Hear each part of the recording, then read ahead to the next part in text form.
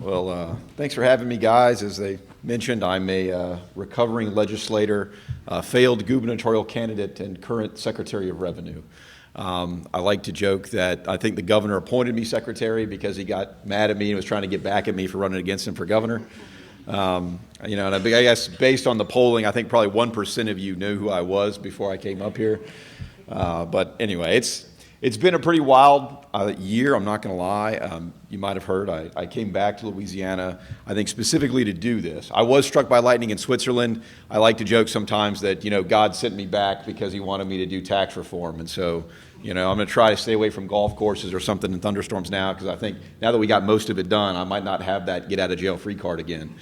But yeah, I think one of the things I've had the pleasure of going around the state for the last couple of years, from top to bottom, back and forth. I was in Shreveport yesterday.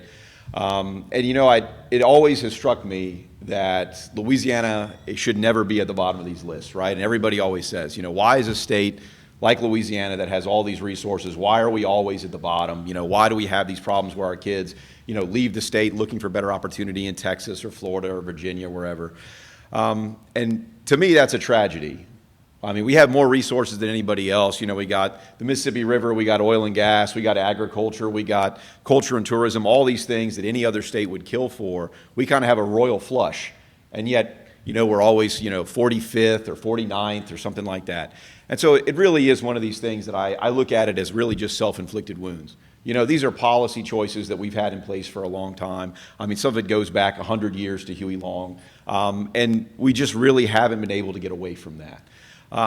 At the same time, I'll tell you, in the last year, we've made more progress than I think has ever been made in the history of Louisiana, just in a single year. Last September or last November, we had a special session of the legislature. I know my friend Representative Wilder had to sit there and on House Ways and Means Committee and listen to me talk forever and ever about tax reform. Representative Mack has had to listen to it as well. And we really did, in 2 weeks, probably more substantive change to the state than has ever been done. And so that is the good news. I think, I've given this speech 1.5 million times, and it was always, hey, look, here's the good things we're going to do. Here's the good things we're going to do. Here's what we can do. I would say I've always had somewhat of a foolish optimism about the future of Louisiana, and I can tell you now I have a very confident optimism about the future of Louisiana. So first, let's talk about maybe some of the reforms that we did last fall, and then we'll talk about the constitutional amendment that's on the ballot now, how important that is, and how that kind of solidifies these things going forward, right? So first of all, the tax reforms we did last year. We lowered the personal rate of income tax. It was 4.25%. We lowered it down to 3%. That is the second lowest rate in the country. And so when you look around at other states around us or other states in the country that are doing really well, that are attracting lots of population, you got Texas, Florida, Tennessee. Does anybody know what those states have in common? No income tax. Yeah, it's not complicated, right? So you don't have to be an accountant to understand that no income tax is something that people look for, something that they like. And that's really where the growth is. I mean, and it's not just from the personal side, on the business side. That's where if you're a CEO of a company, you're trying to decide where you're going to go, where you're going to expand. The income tax is a major driver in that. And so we looked at those and said, how can we get the lowest rate we can? And we got down to 3%, which was really, a remarkable feat. When you think about it, just a few years ago, Louisiana's top rate was 6%. So we've cut it in half in just 5 years. I think that's the fastest and the greatest reduction in income tax, I think, anywhere in the country ever. So that is a very significant achievement. We also raised the standard deduction so that, the folks on the bottom, if you're not making a whole lot of money, it went from $4,500 to $12,500. So you're going to have to make more than that before you got to pay anything. We also did double the retirement exemption for seniors. So if you, have retirement income, 401k or pension, it went from $6,000 to $12,000. That'll now be exempt. So it's a pretty big deal. On the corporate side, we did similar changes. We looked at it and we said, Louisiana has the highest corporate income tax rate in the South. Now imagine if you're trying to attract business to come to the state and you tell them, hey, move to Louisiana, you can pay the highest income tax rate in the South. And you say, by the way, it's even higher than the state of New York. That's not a great distinction, right? And so we looked at that and we said, let's bring that rate down. So we dropped it actually from 7.5 down to 5.5, which is pretty, I think, right in the middle of kind of our southern neighbors. Hopefully we can still go down a little bit, but we did make some other changes that make the tax code even more competitive. Give some bonus depreciation for if you make capital investments. It's a good, accountants really care about it, but Normal people don't. But for a company, when you're trying to say where are you going to invest, where are you going to spend a bunch of money, it makes a big difference. And so we now have one of the most competitive corporate tax codes in the country. The second element of that, too, was the corporate franchise tax. Now, this is really bad. I don't know if anybody in here is organized as a C corporation, but all the big companies, every publicly traded company is a C corporation, right? And these guys have this corporate franchise tax. It was actually put in place by Huey Long about 100 years ago. And the way that it works is kind of like a wealth tax, right? Is anybody in here favor of a wealth tax? No. So, I mean, it works like this. You take 0.25% of your company, however much it's worth, and you give it to the state of Louisiana every year for doing business here. Now, I want you to think about it from your own personal perspective. If you had to give 0.25% of the value of your house and all your stocks and all your, your car and everything else, if you had to give that to the state of Louisiana every year, how long do you think you would stay here before you got up and moved to, any other state that doesn't have it? Because almost there's very few states that have it at all, and we have the worst version. I'll tell you, you probably wouldn't stay very long. Well, that's exactly what's happened when you're talking about why are these companies leaving, why have they left over the last 100 years? Well, the corporate franchise tax is one of the main reasons. So we got rid of that tax for the first time next year. Since 1934, Louisiana will not levy a corporate franchise tax. And that's been recommended forever that we should get rid of it, and it's just been a very difficult thing to do. We were able to do it last year. So those are very significant changes. We also made some change on the sales tax side to kind of simplify it. The legislature chose to raise the sales tax rate a little bit in order to cover some of the income tax reductions and stuff. But it really was a significant change in almost every avenue of the tax code. And with that, we can talk about Constitutional Amendment number 2. So most of the things that we did, and most of the things you probably read about in the paper, have already been done. They were accomplished by statute. They were done last year. They're the law right now currently, right? The income tax rate is low. It's 3%. The sales tax changes all are in effect. And then the corporate rates have already gone down. But there's the missing piece of this puzzle is the Constitutional Amendment number 2. So Constitutional Amendment number 2 changes Article 7 of the Constitution. It's the revenue and taxation article, which is probably why me as the Department of Revenue is up here talking to you about it. But I'll tell you, it is the most sweeping piece of legislation that the state has probably ever seen, at least since the 1974 Constitution was rewritten. And so I'll tell you, it's probably the most important thing as far as the future of the state that you will ever get a chance to vote on and that you will ever get a chance to weigh in on. So it's kind of interesting. It's in this election. 15% of people are probably going to show up, but it is probably the most important vote you'll probably make maybe in your lifetime. I'm not going to lie. And so what does it do? Well, Article 7 of the Constitution is actually longer than the original 1974 Constitution. It has been amended. 80% of all the amendments that you've ever voted on were to Article 7 of the Constitution. So that shows you kind of what the problem is. Like this article has been had things tacked onto it, over and over again. We amend it all the time. One of the things I've heard across the state always is people always tell me, why do y'all put so many things on the ballot? Why do I have to vote on all these amendments? I don't really know what they do. Like, why do you put it all in there? Well, when you have an amendment that's now, or you have an article that is so long, that has so many things in it, the only way you can change those pieces is by putting a constitutional amendment forward. And so that was part of our idea, was like, hey, look, let's look at this. Let's try and narrow this amendment down so that it's actually fundamental law like almost every other state does, and so that we don't have to put all these amendments going forward, and so that the state can have more flexibility so that we can fix a lot of the problems that we have, right? So we did do a significant amount of change. We basically rewrote that entire article. It's not just one thing or one little piece. We said, if we're going to go in there, we're going to try and fix things. Let's fix all of it. And so we started at the beginning, and we went to the end, and we took out, I think, about 40% of what is currently in the amendment. We took it out. So now it's going to be significantly smaller. But we made a lot of very important changes. So first of all, we reduced the maximum rate of income tax from 4.75 down to 3.75. Now, our current rate is actually lower than that because of the special session last year, but that means the legislature can't go back and ever raise that above that, right? So you might have seen there's been times in the past where the legislature said, hey, we need to find some money. Well, you don't want them to come back and take it from the income tax. So that was our goal, was to lower that maximum rate of income tax. That's one thing. The other thing we did was double the standard deduction for seniors. So if you're over 65 and the amendment passes, you'll basically get the first $25,000 that you make every year will be tax-free, whether it comes from a 401k or if you're just working at Home Depot, doesn't matter. The first $25,000 will be tax-free if the amendment passes. The other thing we did was put a government growth limit in place. And so, I've heard all the time, why does government keep growing so fast? Why do we have all this, over time, it seems like government gets bigger and bigger and bigger, and we didn't want that to be the case. Especially when we put in place a lot of these very big pro-growth reforms, we didn't want to say, hey, well, all of that's just going to translate to more tax money for the state, right? The state just going to keep all that money. So we put a government growth limit that basically links between inflation and population growth so that the state and their recurring expenses can't grow faster than those two measures. So it's very important, especially because the goal for us is to finally get rid of the income tax one day. And we can grow our way out of the income tax, but we can't do it if we grow government bigger every year, right? And so we said, we'll put this growth limit in place. Any of this extra money that we have left over, we'll use that to continue to reduce the income tax rate. So, I get asked all the time, thanks for cutting the rate down so much, but we're still competing with Texas and Florida who have no income tax. So how are you going to get there? Well, having that growth rate in place allows us to take that extra money and use it to reduce the income tax going forward. We also put a very important provision in the constitutional amendment to basically protect against special interest tax breaks, right?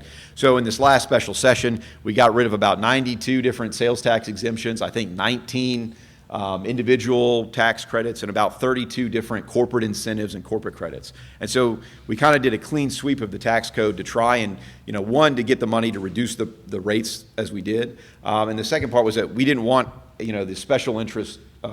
Louisiana's kind of addicted to this kind of special interest carve-outs, right? Instead of giving everybody a low rate that's, I would say, fair and across the board, we always say go hire a lobbyist and get your special credit. That's how we've done business for a long time. We fixed a lot of that in November, but we didn't want that coming back, and so we said let's put in that amendment kind of a prohibition on that. It basically requires a 2/3 vote of the legislature in order to put any kind of special interest tax rate going forward. So that's very good policy that I think will help continue to lower those rates for everybody, as opposed to, get somebody to go hire a lobbyist and get their special break. We did make a lot of changes to the constitutional funds too. So there's about 25 different funds that are in the Constitution. Some of them never get a deposit and never have a withdrawal. So they're just stuck. They're kind of like a zombie fund that was put in the Constitution back in the day and nobody ever touched it. So we got rid of some of those. The two most significant changes that we made to the funds are, one, to the state savings accounts. So there's two different state savings accounts. One is called the Budget Stabilization Fund, the Rainy Day Fund. Y'all probably heard of that before. So that is basically the actual savings account, right? If you have an emergency, if you have a budget shortfall, that's where the money comes. That's where you can take some money from in order to, fill up the state finances, kind of backfill any money you need. So that's only can be used in an emergency. The other one is called the Revenue Stabilization Fund. The Revenue Stabilization Fund was basically this idea that we're going to put a bunch of money aside and put our basically corporate tax collections and our severance tax collections in this account. And one day when we have $5 billion in that account, we're going to use it to fix our infrastructure. Well, I don't know. I mean, I drive through Livingston Parish every day. I live in Mandeville and commute to Baton Rouge. So I will tell you, I think we have infrastructure needs right now. I don't know if we need to wait until we have $5 billion to start trying to fix that. And I think that was the opinion of the legislature too, was, it'd be better that we have more flexibility in using those corporate revenues and those severance tax revenues to fix the problems now, instead of leaving them in this account so that one day we can fix it. So what we did is actually combine those two accounts, and we're going to triple the balance in our regular rainy day fund, in that budget stabilization fund. It's going to have about $3 billion in it. It makes it one of the most funded, one of the best funded rainy day funds in the country. So it will be very well funded. And then what we're going to do is use that money that would have gone to the revenue stabilization fund, direct it to the general fund, and let the legislature basically fix the problems that we have now. The second most important, or the second change in the funds, are to the educational trust funds. And this is, I will tell you, somewhat controversial. Basically, back in the day, in like the 1980s, we had this money and we said, hey, let's put this money aside for education. It was a great idea. I think it makes a lot of sense. The problem was, at that time, the state was not paying any money toward the retirement debt or to the retirement systems of the teachers, also the state employees, but specifically the teachers. And so since then, we realized that if we're going to make all these promises to teachers, we're actually going to have to fund them, right? So when this money was put aside, that wasn't the case. They didn't actually pay anything on the principal of this debt until about 2012. So that's when we actually started taking it seriously. So currently we have about $8 billion, that's billion with a B, dollars of retirement debt that we owe the teachers' retirement system, that basically funds the retirements of all the teachers that have retired. And that money, on that balance, we pay 7.25% interest. I don't know if we have any bankers in here. Anybody a banker? So There you go. So we owe basically $8 billion. We're paying 7.25% interest. Well, this $2 billion that we put away in these educational trust accounts, we get 3% interest on it, right? So, we have $2 billion in our account, we get 3% interest, but we owe $8 billion and we pay 7.25% interest. So when we were looking at this and we're trying to clean up the Constitution, we said, you know what? It would make a lot of sense if we just paid this debt that back in the day they were never paying, and then we could make, actually saves us $300 million a year to make that payment. So we're going to pay down $2 billion of that retirement debt and save $300 million a year. Over the next 15 years, that saves us about $1 billion in interest. Well, so that $300 million, though, that we're going to save, about $200 million goes to the local school systems. So, Livingston Parish School Board, St. Tammany Parish School Board, East Baton Rouge Parish School Board. And so we said, well, hey, if they're going to save this money, how about we use it to give the teachers a raise instead of just, whatever they want to use it for. We think it's really important the teachers get a raise. And so the legislature has been giving a $2,000 stipend every, for the last 2 years anyway, this one-time $2,000 stipend. And we said, well, look, we can fund most of that stipend or even more if we make this payment. And so we said, well, why don't, when we make this payment, we're going to save all this money, why don't we use it to give the teachers a pay raise? And so we put that in the Constitution. So across the state, every teacher will get at a minimum that $2,000. I think we'll actually do even higher. Well, most systems will actually have more money than that, about $40 million across the state, than the cost of that $2,000 pay raise. And then also, it could actually be more, because I think we have more in that account than we estimated. And so it could actually end up being better. But at the end of the day, this is our choice with these accounts. It's like we could either save $300 million and stop paying it in interest and give the teachers a pay raise, or we can just continue paying that money in interest, which I don't know that there makes any sense to do that. Now, the other side is that there's about $50 million that we get from that account, from that $2 billion balance right now. About $10 million of that goes to early child education. I think the governor said, hey, we're going to backfill that because it's not that much money. When you're talking about, $50 million is what we get in interest, but we're saving $300. It makes a lot of sense, right? I get told all the time, you should run government like a business. There's not many businesses that are going to say, let's do this thing that's going to make me 50 instead of this thing that's going to make me 300, right? I don't think anybody's going to take that deal. But we're going to backfill the early child education money. Is about $10 million. There's some more money to higher ed. I think about $20 million that needs to be backfilled too. But the savings are so great in doing this transfer that it really makes a lot of sense. I know this is really simple. There's not a lot in here. It's a 115-page amendment. I'll tell you some of the criticism that we've gotten. I'll address that first. I mean, at the end of the day, people have said, hey, this was rushed. We need to take our time. We need to talk about this some more. That's, some of the criticism I hear. I don't agree with it. Really what we've done is we've built on the last 50 years of recommendations of experts, of policies, of committees that have met, that have said this is how you fix Louisiana's problems, and we really put all this in. I spent the whole last year working on this, going around the state, talking to people, getting input, going to multiple legislative committees to present these ideas before we even went to the special session. So this really was not rushed at all. This has been compiled over 50 years. The second thing is that this is complicated, right? This is a complicated thing to put all this stuff in a single amendment. I agree with you. It is very complicated. And so, you're right, we could have broken it up into 300 different amendments that we could put on the ballot 300 different times for you for the next 15 years, and then maybe that would make it simpler for you. I disagree. I don't think that that's the best way to do it. The Constitution provides the ability to rewrite that entire article specifically because of this situation, where there's a point where you need to actually kind of clean out the whole thing and rewrite the law in the best way possible. And so I think that's what we've done. It makes a lot of sense. We've gone through it all. If you want to read all 115 pages, I encourage you to do so. It's online. It's been online for the last, 3 or 4 months. PAR Louisiana actually has a very good guide if you just want to read kind of the Reader's Digest version. It tells you kind of the pros and cons about, why you want to stay where we are in the status quo or why you want to change.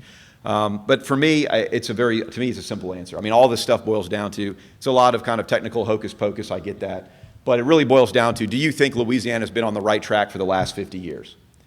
If you think Louisiana has been on the right track for the last 50 years, vote no and we'll stay where we are. If you want to continue to lose, 40,000 people a year to Texas and Florida, you can vote no. We can stay exactly where we are. I personally don't agree with that. I came back here to try and fix this problem. I want my kids to be able to grow up here with the best opportunity anywhere. As I said, I think it's a tragedy that they don't have that now. And I'll tell you, this is the most important thing. Amendment 2, voting yes on Amendment 2 is the most important thing you can do to change the future of the state of Louisiana.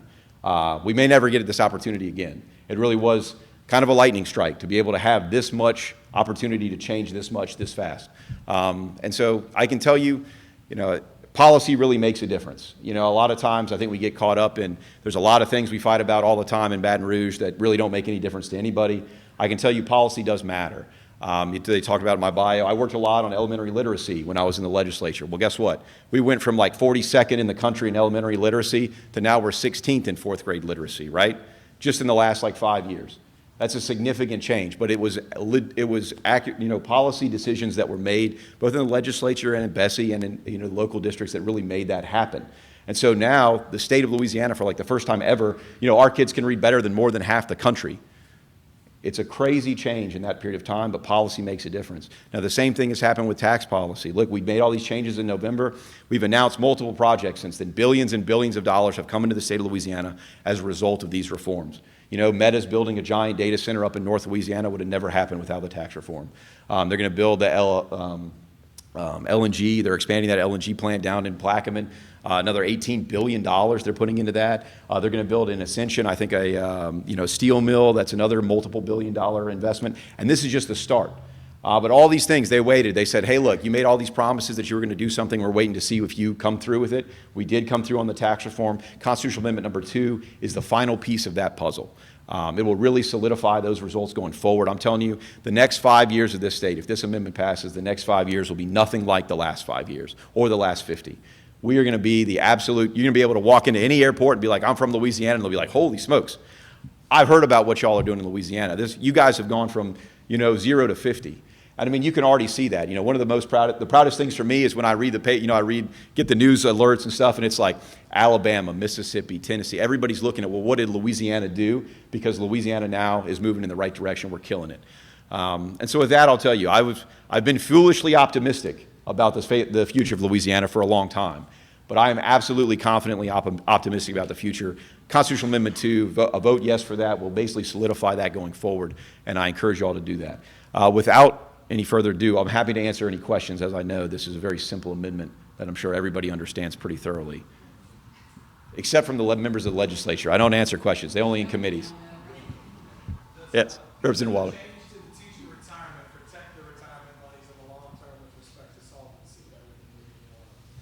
Yes, I mean it's significant. I mean, so that's one of the best. That's one of the best. The best things is that you have $8 billion in debt. This is going to pay off 0.25% of that. Or 25% of that total debt. Right now, this money sits in the trust funds. It's not that the interest is not put to good purposes, but the returns are so small. Like they're only getting 3% on it. You put it in the teacher's retirement system, they can get 10% or more every year. So that money that is money that the taxpayers are constitutionally required to pay, right? If we don't have the money to fund the teachers' retirements, the state has to come out of the pocket for it, right? And we do. That UAL payment is about 10% of all K through 12 educational spending is just paying off that debt, right? So every dollar that you pay in tax money, even on your local dollars, right? 10% of every one of those dollars goes to just pay that debt, not the retirement benefits for current teachers, but the debt from the past.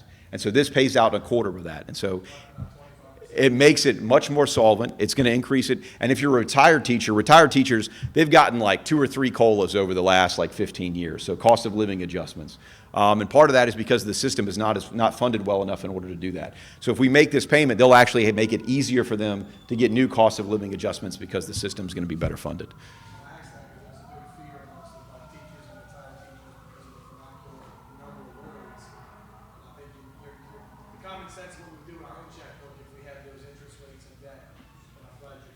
Yeah, I mean, I equivocated to saying, hey, look, you got, say, $2 billion in your savings account, and you got $8 billion on your credit card. And, one you're paying a really high interest rate, and one you're getting paid very little. Like, it doesn't make a lot of sense to keep that way, especially when all the dollars that you're making, you're paying out. Every dollar, right now how it stands, is every dollar in a raise you give a teacher, you got to pay 21 cents to pay off this debt. And so when you're making this payment, when you make that $2 billion, that goes down to only like 16 or 15 cents. And so that's where the savings comes in. Yes, sir. At one of our last, it's been several months ago, one of the chamber events, I don't even remember who was speaking, but we talked about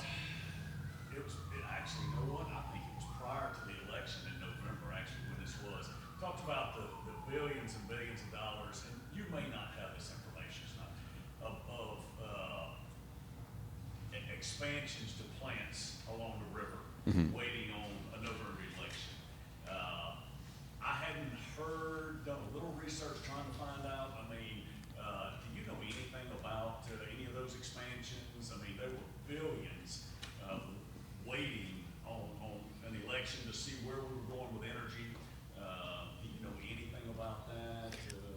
I mean, I don't know of those specific. I know that they're going to build, or I think they've announced that the steel mill in Ascension, that was like Hyundai, the car manufacturer, was going to build it there. And I know that LNG plant just announced about $18 billion expansion in Plaquemine. I don't know any specific projects. I mean, I imagine obviously there's a whole lot of stuff going on right now. So And it was mainly some of it. expansions that they were doing in multiple spots, from all along the Mississippi River. So yeah. Yes. No. So I haven't heard specifically about any of those projects, but that doesn't mean they're not going on. That just means that they might not have come to me. Only when they pay their taxes, that's when they call me, right? No worries. Yes, ma'am. Can you touch on inventory tax? Oh yeah. That's another key point. Sorry, I normally do that. I have to do this speech depending on whether I'm talking to regular people, Chamber of Commerce. I'm talking to the Chamber of Commerce to talk about inventory tax. So does anybody here pay inventory tax? Anybody know what inventory tax is? Yeah, so if you have a business that holds inventory, you pay inventory tax, and it sucks. So Louisiana is one of the only states that levies a tax on inventory. We're one of we actually have the most punishing version of the states that do levy a tax on inventory. And so part of our goal was to say, how do we get out of this, right? So it's actually constitutional currently. You can't stop doing it except by changing the Constitution. And so we included a provision basically to allow local governments to opt out of levying the inventory tax. So if the sheriff, the school board, and the parish governing authority agree, then they can opt out of levying the inventory tax. And what that will do is make the parishes that do opt out much more competitive. I get asked all the time, how come there's no giant car manufacturers or any of these other things? Why do they not come to Louisiana? Well, they have a lot of very expensive inventory that they don't want to pay inventory tax on.